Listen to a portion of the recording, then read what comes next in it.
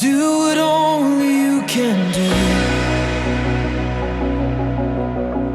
With one word the mountains move. When you breathe the dead arise and the bones come back to life. There is power in this room. Where the Spirit of the Lord is, there's life. Where the Spirit of the Lord is, there's freedom. Like a river running wild, like a never-ending fire. Where the Spirit of the Lord is,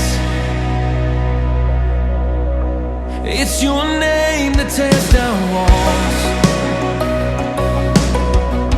and every enemy will fall. So we will stand and we will fight. Every wrong would be made right. There is power in this room. Oh, I believe. Where the Spirit of the Lord is, there's life. Where the Spirit of the Lord is, there's freedom. Like a river running wild, like a never-ending fire. Where the Spirit of the Lord is, there's life. Where the Spirit of the Lord is, there's freedom. Like a river running wild, like a never-ending fire. Where the Spirit of the Lord is, oh, you're moving through our cities. Your Spirit fills our streets. We're shouting to the nations. Your love has set us free. You're moving through our cities. Your Spirit fills our streets. We're shouting to the nations. Your love has set us free, oh Lord. You're moving through our cities. Your Spirit fills our streets. We're shouting to the nations. Your love has set us free. Where the Spirit of the Lord is, there's life. Where the Spirit of the Lord is, there is freedom. Like a river running wild, like a never-ending fire. Where the Spirit of the Lord is, there's life. Where the Spirit of the Lord is, there's freedom. Like a river running wild, like a never-ending fire. Where the Spirit of the Lord is, where the Spirit of the Lord is.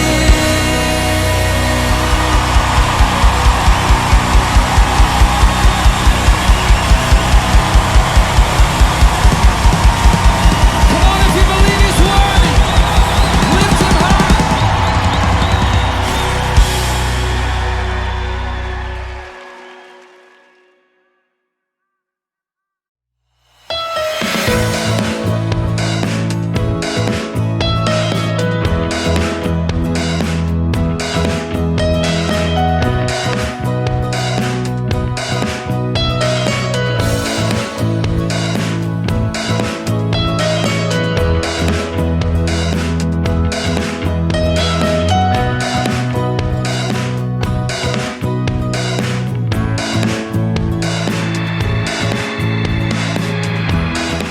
Hello, Heartbeats, and welcome to another episode of the Gathering of Hearts, a night of healing. I am your host, Regina Banks, and I am super excited tonight with the guests that I have. Not only are they representatives of Open Bible Ministries, but they are family. We are family, and so this is going to be a wonderful conversation. And so I'm super duper excited that you guys are here. Thank you so much for accepting the invitation. Of course. To come. You're our big sister. We could be like, no. Like, I'm just... Right. So I'm super excited about it. And so this is the second segment that we're talking about grief. And so remember in the first segment we talked about, not the holidays aren't happy times for everyone. Everyone is not looking forward to Thanksgiving. Everyone is not looking forward to Christmas. And so God wants me whole, wants to come into your household, help your hearts get mended. And so we're just going to talk about grief because all of us have experienced this. This is something that none of us can escape. It's going to happen in our lives. We're going to lose people who are close to us. But the thing is this, is how do you deal with it? If you don't deal with grief, grief will definitely deal with you. Pastor Bill used to always say, if it doesn't come out straight, it's going to come out crooked. And so these segments are to help make sure that your grief comes out straight. Remember, it's okay to grieve. There is no time period. Don't let anyone rush you in it. It's okay to grieve. It's okay to not be okay. And so we're just going to go through a couple of questions. And why I'm really excited about this is because a lot of times people think that because someone is in leadership, in Christ, that they ought to handle grief differently, or it doesn't happen to them. Let me tell you, grief happens to all of us, and it doesn't matter your title. It doesn't matter your job. Grief hits all of us hard. There's no other way to say it. We all feel the same way when we lose someone. And so I'm going to, I think I'm going to start with Brittany because she's the oldest and she ranks highest. In the trio. And so we're going to start with Brittany, and we're going to talk about Pastor Bill and Pastor Bridget, who were not only my pastors, they were my godparents. And so we're just going to start with Brittany, and we're going to get this conversation going. And so, hi everyone. So that's Brittany. Hi. This is Brianna. Hello. And this is Will. These are the twins. Just in case you didn't know. So, Brittany, how long has it been since the loss of your parents, and how has this changed your excitement of anticipating the holidays? 2 years, I guess, since my dad, and then 15 years since my mom. So I guess it changes. I'm gonna look at you. Look at our people, our friends. So I'll look back and forth, so that way you guys feel like you're a part of the conversation as well, right? We'll welcome you into our living room and a part of our family. So 2 years and 15 years. It has changed. I think the excitement. I guess looking forward to seeing your specific parent or my specific parent the day before or the day of Christmas or of Thanksgiving or even a birthday. I will say even birthdays. My birthday is in January, so it's kind of right after the holidays. So that excitement of seeing that loved one or expecting a gift for that loved one or really honestly giving a gift to that loved one, I think maybe can change the excitement. I know it's changed it for me. But the blessing is that I do have 3 other people who I can be excited about giving gifts to and receiving gifts from and just being around them and spending time. And so I think that at the beginning, of course, the excitement is a little less. As time goes on and God continues to comfort you and heal your wounds, the excitement continues to grow. And I think at least for me, I start to appreciate the people who I do have in my life. And not to say that I don't miss my parents, especially when holidays come, but I start to think about the blessing of having other people who are close to me, who love me, who I can love on, who I can spend time with, who I can get support from, right? Talking to I want to say Pastor Regina. Well, talking to Regina, my sister. Now, I talk to her, of course, as Pastor Regina, but in times like this, I talk to her as my sister Regina and my brother and sister as well. And that kind of helps me get the excitement back and planning things to do around that holiday, whether it's things that we used to do with our parents to keep the tradition alive or starting new memories and starting new traditions. I think kind of help gets me a little bit more excited and not focusing on the fact that my parents aren't there. Will? For me, it was not really anticipation, but kind of like anxious. Mm-hmm. I would say just more recent, because in 2005, me and Brianna were still kids. And so that's 15 years ago. So, of course, I remember it, but don't really remember it, if that makes sense. And so the most recent, of course, is our dad, where we were on both adults. And so that was 2 years ago. And I can remember, like for me, my favorite holiday is Thanksgiving. I love Christmas. I love the gifts and everything, but I love food even more. And so I love Thanksgiving. It's the best. And so, and as you all know, Dad, he loved Thanksgiving too. He'd be waking up, rarely cooked the day before, he just loved cooking the day of. And so he'd be up early in the morning, cooking, you can smell the food, smell the turkey and all that stuff. I used to smell it too in my bed, like, oh, yeah, he cooking, it's going down today. And so, the first Thanksgiving that we had, he wasn't there. He's cooking? Huh? He's cooking? Oh, yeah. Wink, No, wink. go ahead. Some things. That's a little inside joke. And so I remember the first year leading up to Thanksgiving, it was like, what we gonna do? Because we just knew that as a family, we knew that it was handled. We knew who was cooking what. We knew who was bringing. We knew it was Thanksgiving was handled. Right. And so the first year, it was just not, the anticipation was like more so of what are we going to do? How do we do a turkey? Where do we go to get a turkey? Right. How do we get a ham? Where do I go to get a ham? What does the Thanksgiving menu look like? Like it was just that type of weird. It's like, I don't know what I'm gonna do. And of course we got to it, and we had a good time. And like Sissy said, that's what we call her, Sissy, not Brittany. Brittany sounds weird to me.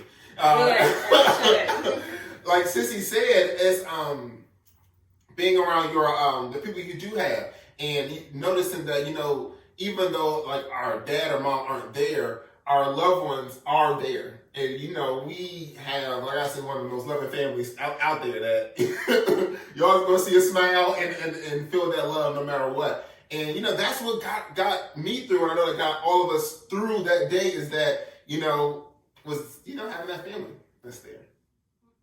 Before Veronica speak, I just want to circle back to what I was going to say third, what he said in reference to our dad kind of being the one to loving Thanksgiving and having that love and like planning and cooking. Well, that started because our mom's favorite holiday actually was Thanksgiving. And not to say that my dad didn't like Thanksgiving, but at the time, because our mom was the mom, she was the matriarch of the family. So Thanksgiving was her favorite holiday. So she did most of the cooking. A lot of her side of the family would come to the house, and we would be together. And so when my mom passed away, my dad kind of took on that torch as making Thanksgiving, continuing, I should say, to make Thanksgiving a really big celebration for all of our family to come together. And he became, like Third was saying, the one that was, you know, doing most of the cooking the day of and things like that. So I think that continuing, and even now that our dad is no longer with us, I think that the last 2 years we have kind of stepped in, all four of us, and taken over doing the cooking and things like that. And so continuing, this may not be for everybody, right? But this is something that helps us. We're talking about our family specifically. So continuing maybe to have those traditions, even if your loved one is not with you, but carrying on those traditions around the holidays can be a way to remember them, to celebrate their life, and to give you some sort of enjoyment or excitement when that holiday comes along.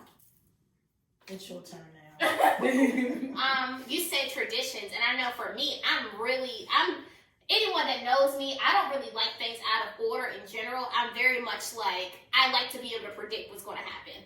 Like that. I know that underlying control freak, you know, but God is working on me. Yeah. But so when things are, you know, not normal or not in their normal order, I freak out. I'm anxious. I'm like, what are we like? Third said, what are we going to do?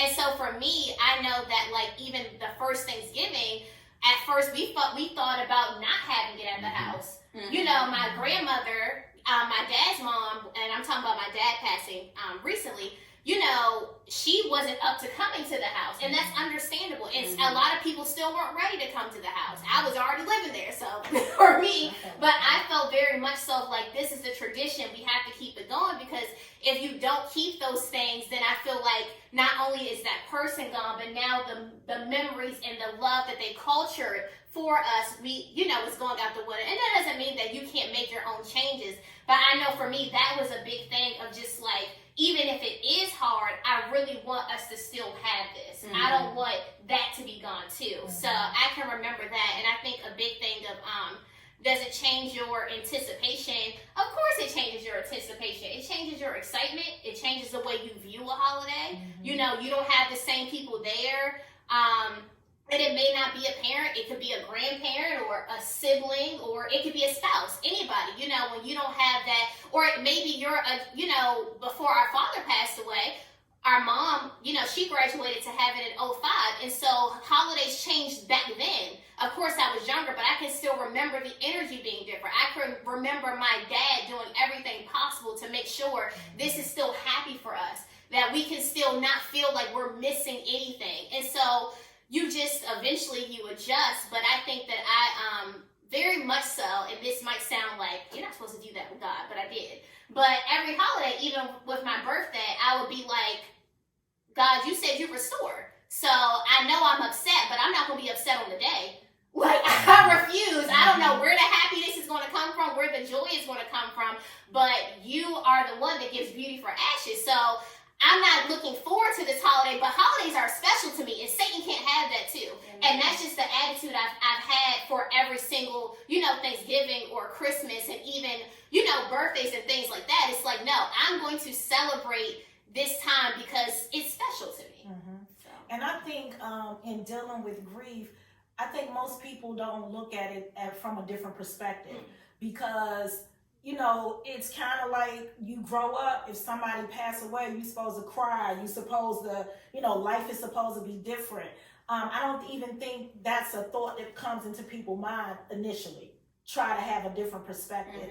And that's why we're doing this, so that people can have a different perspective, to know that, you know, your loved one would want you to go on. Your loved one would want you to continue living. And that's easier said than done. Like for me, that first Thanksgiving, you know, I was used to us going out shopping, going to the store, you know, getting everything. So that first Thanksgiving for me, I didn't want to do anything. I wanted the day to come and go. I didn't want to, you know, it was too hard. You know, it was like, I just didn't want to do it. That's just, thank you, Lord. I'm happy, you know, for Thanksgiving and all that. But I just want this day to come and go, because he used to get so excited about it. So for me, it was like totally different. And I remember when you all was like, we got to do this, we got to do this. And Jenny, you going to make this? And I was like, you know, but, you know, it's amazing how like it just hits everybody so differently, you know. And again, that's why I'm glad that we're doing this, because it's people sitting out there watching like, oh my God, somebody actually feels like me.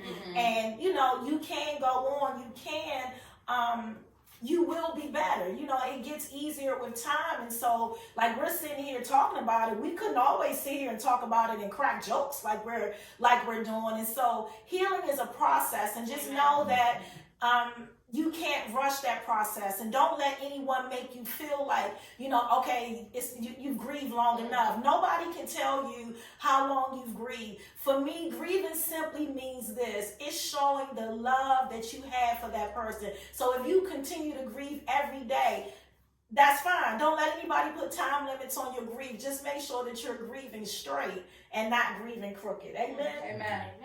So the next thing, so you kind of sort of answered this, and I guess I did too. Did you ever stop living? Do you ever feel like you just stopped living? If yes, what did you do to reclaim your life? And if no, how did you continue to live on in spite of? Like for me, I tried to sleep days away. You know, I just wanted to go to sleep. If I can go to sleep another day and be here, I don't have to think about it. I did journal, but, you know, so how was it for you guys? Did you ever feel like, you know, do you feel like that you just stopped living, Brownie? You look like you just ready to go. So Let's go. Yes, I did. I definitely stopped living for a very long time. I can literally remember waking up, or like I would go to bed and I would just think like, I don't know if I want to get up the next day, because it was just so tough.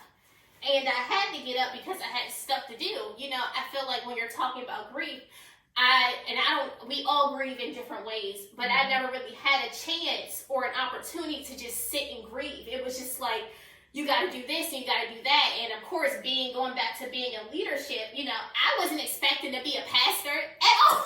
Like, I wasn't expecting to be in full-time ministry on top of still working, you know, 40 hours a week overnight. And then now I'm teaching 3 times a week, and I don't even know how to teach. I don't even know how to come up with messages. And I still, you know, trying to be there for my family and take care of, you know, household things in the house and things like that.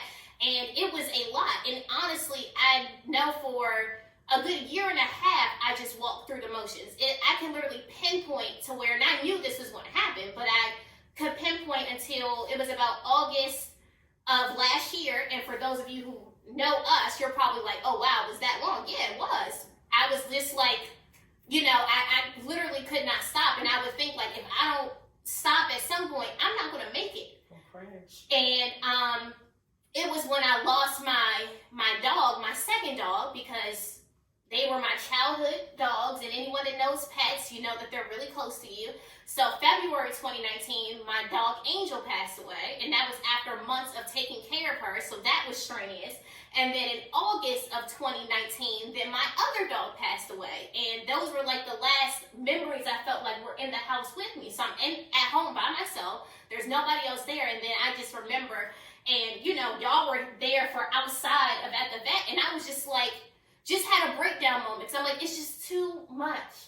And it was at that moment that I realized I need to reclaim my life. Mm-hmm. Like I had been going so long. I mean, and just to be honest, because this is a transparent conversation, I was literally having panic attacks.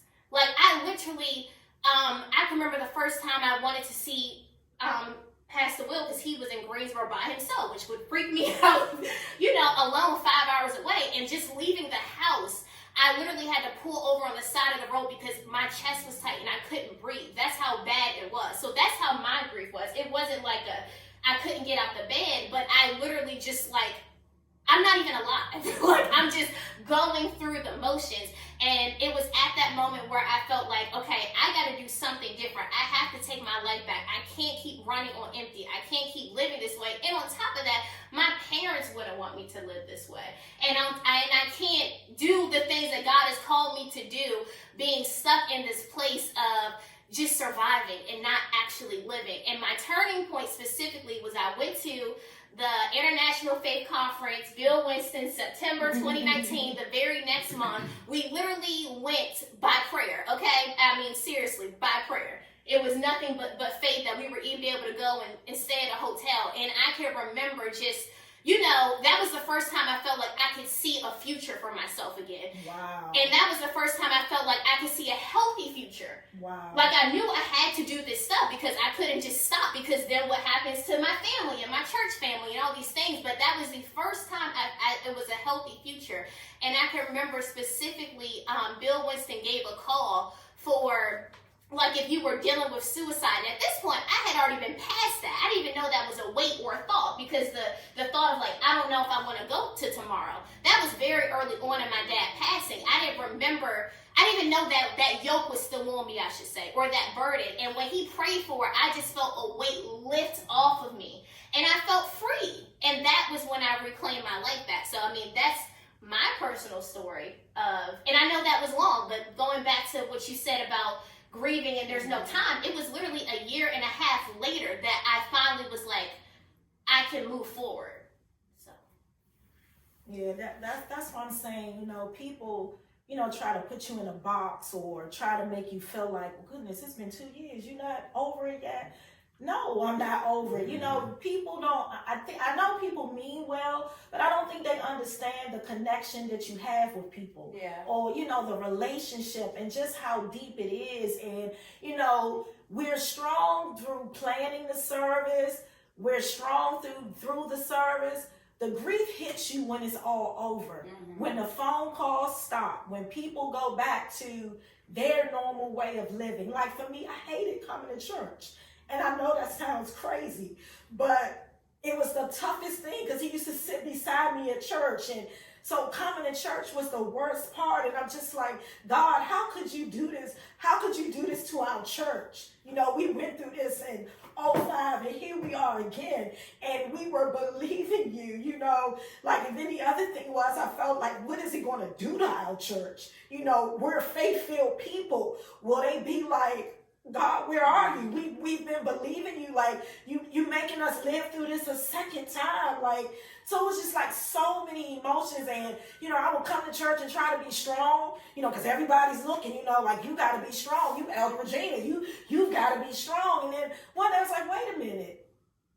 Pastor Bill would stand up there and grieve for Mama song. He could preach and break down. So I was just like, wait a minute, I don't have to be this strong person.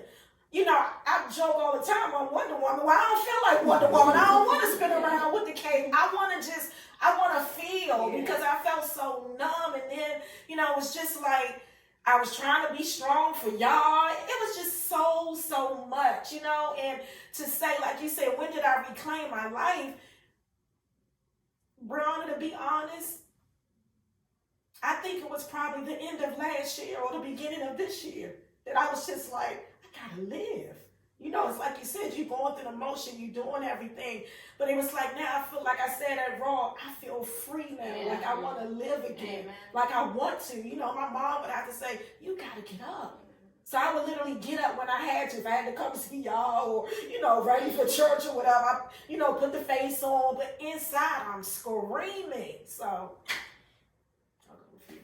I'll go next. You go. For me, I would say kind of like with both of y'all were saying, because for the what everybody knows or may not know, we were groomed from the womb to keep going. Like that's what both of our parents instilled in us, to keep going, to not quit, to keep moving forward, reach the goal, cross that finish line, no matter what it takes, by any means necessary, just get to that finish line. Yeah. And so overall, if you look on the surface, that's a great thing. Awesome, great thing. You should also teach your children that. And that was instilled in us in such a way, it was rooted in us, but at the same time that it's good, at the same time it's bad. Mm-hmm. Because what I did for me for the longest was, I took that and was like, well, I got to get the job done by any means necessary. And so what I've done for, what I'm not doing, but, what happened to me was, all right, I'm going to just tuck it in the back of my head and just keep moving forward. I got to preach. I got to do this. I got to do that. I got to do this. And with the question of, did you stop living? It was kind of like, I lived. I woke up, but I don't know about living because I didn't think about it. I tucked it away like it never happened. And even I remember at our dad's service, I didn't even cry because why? I got to keep moving forward. I got to be strong. I'm past the wheel now. People are looking at me. I can't cry. Sunday, I got to preach. I remember the very next day after Dad passed, me and Brianna had to preach. The next day. And so like what Pastor Brianna was saying, a lot of times what people, and especially what Regina said with the leadership is, they don't really get the understanding that, we're people too. And so especially with our ministry, we really didn't have a chance to take a break. It was kind of like, all right, February, whatever he passed, the next day, all right, show's on, go. And then Sunday, Tuesday, Sunday, Tuesday, Sunday, Tuesday, Sunday, Tuesday. This church is 24 hours. Literally. And so it was like, I know me and Brian talk about it. It was like this over and over and over and over. So I literally did not have time to even open up that door because I got to prepare for church. I got to do this. I got to make a decision. I got a meeting. I got a plan. I got to do X, Y, and Z that I don't have time to do that. And so when you build it up, it's kind of like, and Pastor Virginia, she said that one of her sessions, God wants to be a whole lot about like the snowball just builds upon, builds upon, builds upon, builds upon. And you literally get to a point like, I cannot do this anymore. I can't do it anymore. And I would say it wasn't until this year, it wasn't until 2020 when I finally got to a point of really opening up and talking to somebody about how I felt. Because for the longest, I just tucked it away. I didn't want to talk to nobody about it. I'm going to throw my face on, I'm going to talk, I'm going to distract myself with other things so I don't think about it. I go on trips, I work out, I do all this different type of stuff until I just literally don't think about it. And so it wasn't until talking to somebody else about it and, really unleashing it all. And then after that, I was like, oh, man, our weight has been lifted, and now, oh my gosh, when I thought I was going to feel pain, I feel this peace. When I thought I was going to feel hurt, I feel this joy. When I thought I was going to be broken, I feel restoration. And so I was just kind of like this feeling like, don't open it. But when I actually opened up and let my feelings, how I really feel, what I really was going through to somebody else, and they were able to speak life and faith back into me, I'm like, oh, God, you do give beauty for ashes. You do give mourning for joy for mourning. You are the Prince of Peace. He actually does give you a garment of praise for the spirit of heaviness. Yeah. But it's like, how do you get there? Like, we're talking about this, and to people who are watching, what you can learn from this is, like he said, if you could just get to a place where you can talk to somebody, because that actually helps. We do what we've, like he said, it's been indoctrinated into some of us. It's been ingrained in some of us that, like you said, keep moving. But once we come into the kingdom, we've got to start doing kingdom things. Like, the word will only work if we apply it. And so, we have to do that. Like you said, wait a minute, there really is, beauty for ashes. But if we don't tap into what God has already, he's already set this up. Like, he knew grief was coming. He knew that was going to happen. And so he already had, he's just so amazing. He already has everything set up for us. Although that's not our first thing to go to. When you're grieving, natural, you cry, you break down, you want to be to yourself. And so, but what I'm saying to you as we're sitting here sharing this, so that you don't have to go through what we went through, so that you don't have to lose your life, so that you don't sleep, days away. One, your loved one wouldn't want you to do that. And two, God doesn't want you to do that. He wants to be right there with you. The word says that he is close to the brokenhearted. And so he wants to walk with you on this journey. He didn't intend for you to do it by yourself. And so in saying that, did you guys were you ever angry with God? Like, did you ever get mad? We grow up thinking that that's like the most ultimate sin. Don't you ever get angry with God? Your arm's too short to box with God. Why would you even, do that? I know I felt angry, so did you feel angry? Like, I think it not so much angry, I felt confused. I felt confused because... Please explain. Like, I've seen God, do some great things. I know God is a big God. And so I was so confused, like, God, if you did it for that, and it was so quick, you had a whole church was praying for dad and mom. And so I was confused of how. Like, it just did not make sense. Dad, we was the best dad, the best pastor, the perfect man of God. Our mom, perfect woman, the perfect pastor, this perfect image of something. Like, how? It just did not make sense to me. And the really thing that helped me a lot, it was the revelation of heaven. It was like, it's not like they left or like they just disappeared, but they just moved. Amen. I remember you saying that one time.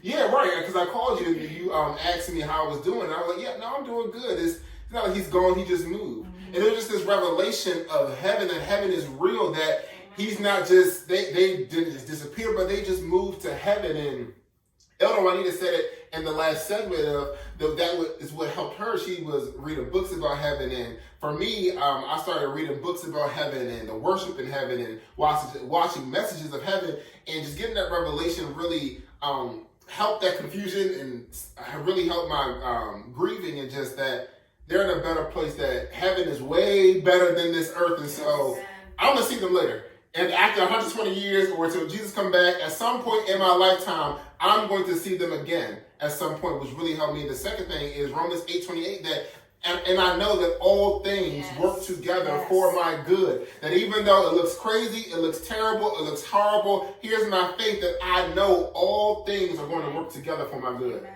I think what helped me get over the anger too was knowing that because we are believers, we have a choice. At any time, we could tell God that we want to come home. And I think knowing that Dad and Mama San, they were ready. They had already had their conversations with God. When we look back over stuff, you could see that they were planning, like they were trying to get things in order. And so to know that, they had that great relationship with God like that, that kind of helps, you know what I mean, get over the anger of, you know, because it like, who am I if, you know, it would almost be like being selfish. Yeah. You know, I did not want to see either one of them struggle the way they were. Like you had mentioned earlier, just watching it all, you know, and so they have a right. And so who am I to get angry with God for answering their prayer? Mhm. That was their prayer. And so, you know, that helped me get over it. Just, you know, knowing that God, you answered their prayer, you know, so he's just amazing like that. He's just good like that. So moving on so we can wrap this thing up. Although you all are carrying on the legacy, is it sometimes more difficult emotionally around the holidays? Like when you get around the holidays and you're in leadership, does the pressure seem a little bit more? Does it seem like, oh, here we go, you know, I got to carry on this legacy. I really don't want to do this. I just want to be a journalist. I just want to teach. You know, but then once you get through the holidays, it's okay. So do you ever feel like that? I mean, like we just said, February will be 3 years, you know. We've already said November, this month makes 15 years for Mama San. So, you know, do you ever feel like that's what they were called to do? I don't want to carry on this legacy. I want to live my life. And it's not preaching, it's not pastoring. I want to, you know, do what I want to do.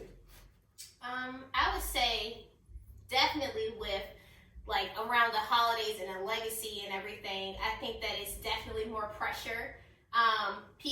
You're doing this with the grace of God because people aren't always happy around the holidays, Right. but then a lot of people are happy. And what's that balance between you're excited and I'm not? Mm-hmm. You know, like you want to be in a good cheery mood and I'm not feeling it this year. Mm-hmm. And I can remember just in like moving through like, you know, what our parents have left for us on this earth to walk into. I can remember it was the Christmas service of 2018, and like we're leading up to it, I was in Greensboro and I was just praying for the upcoming year, and I remember like just feeling like I got my joy back, and I had a totally different Christmas message. And like I wasn't even supposed to teach, I was just going to do offering, and the offering message ended up God had turned that message into a message about joy and just being excited about Jesus again and being excited about what Christmas really means. And I think that takes some of the heartache and the difficulty of walking in ministry around the holidays or teaching or doing whatever, you know, just recognizing what are these holidays really about? Yeah. You know, Thanksgiving is about being thankful. Well, I may not have my mom and my dad at the table or cooking or the same dishes, but I have my siblings. I still have my cousins. I have my aunts and my uncles. You know, what is Christmas really about? Christmas is about the birth of Jesus Christ. And it's like sometimes your testimony is just you. Amen. The fact that I can look at December 25th and I'm still here, whether I'm crying in front of the Christmas tree or not, I'm still breathing in front of this tree. You know, that just the joy of the Lord comes over you. And so I think that the part about the legacy is recognizing too that the legacy isn't just ministry. The legacy is them being a wonderful mom. It's being a wonderful dad, being a strong male figure and role model. And before they were pastors, they had other jobs and other talents. And so the legacy lives on whether you walk right. And so this could be somebody else that feels like I don't want to do what they did. Maybe you weren't called to do, but you're still walking in their legacy by doing what God has called you to do. Because while they were here on earth, they groomed you to be who you were made to be. And so I think that's just the thing of like the legacy is just walking in your purpose and just glorifying God. That's the legacy that I believe our parents left. It's like they were going to, everything they did glorify God. Their character preceded them no matter where they were. They were the same in every setting. And so that's just the legacy that I want to walk in, this time for the holidays. Like, let's receive gifts, but let's give good gifts. That's a legacy from my parents, so. Well, you heard it from BB&T. You've heard it. So thank you guys so much. It means so much that you guys said yes, that you would do this. Because I know it's not an easy topic, and especially now during the holidays. Satan is Satan, and he does what he does and tries to steal our joy. But thank God for Jesus that we have him. We have his word. And so for all of you out there, just want you to remember to lean on God when you are feeling like you're feeling, when grief tries to overtake you, make sure you lean on God. Don't turn to a bottle. Don't turn to being in a bed with somebody. Don't turn to drugs. Don't turn to just crazy activities. You want to direct all of your attention to God. And God is so close to the brokenhearted. He wants to heal you. He wants you to be made whole. And as we close, I want to read something that I wrote in 2018, and it was, right after Pastor Bill passed, and it was an e-letter that I used to do, and it's called Trusting God in Tough Times, I Will Survive. Hello, Heartbeats. Today I want to encourage you to trust God through the tough times. I know that's easier said than done, but you can do it. Sometimes in life, you are faced with situations or circumstances that are out of your control, but seem to take control of your life instantly. During these times, you feel like your back is against the wall and there is no way out. Well, I want to remind you that God is always there and is a very present help if you allow him to come in and take control of your situation. Yesterday, my pastor, my best friend, went home to be with the Lord, and it was earth-shaking to say the least. But it was at this time I found God to be a comforter. Is my heart broken? Am I having moments of uncontrollable tears? Absolutely. However, I'm able to keep moving because my trust is in God. I'm fully persuaded that God is sovereign and he will get me through this tough time. I'm fully persuaded that he will mend the broken pieces of my heart and heal it from all pain and sorrow. I'm fully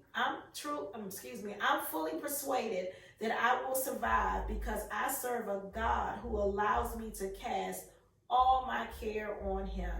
A God that allows me to take his yoke, for it's easy and his burdens are light. A God that loves me and refuses to leave me in the state that he found me. So as I begin to live life in my new reality, I'm confident I'll be all right because all my hope and trust is in my God. So when you're faced with a tough time, remember the God you serve and trust him to see you through. As I always close with everything, and I want you guys to repeat after me, God wants me whole. God wants me whole. And I'm getting whole. And I'm getting whole. By the minute. By the minute. I am Regina Banks, and that is your segment of the Gathering of Hearts, a night of healing. Please join me next Friday at the same time where we will have Dr. Andrea Williams. She is a psychologist, and she will be giving us the clinical perspective of grief. And so make sure you tune in next week. Again, thank you to the Thomas family. Thank you. Thank you so much, and I will see you guys next Friday. Take care. Bye. Bye.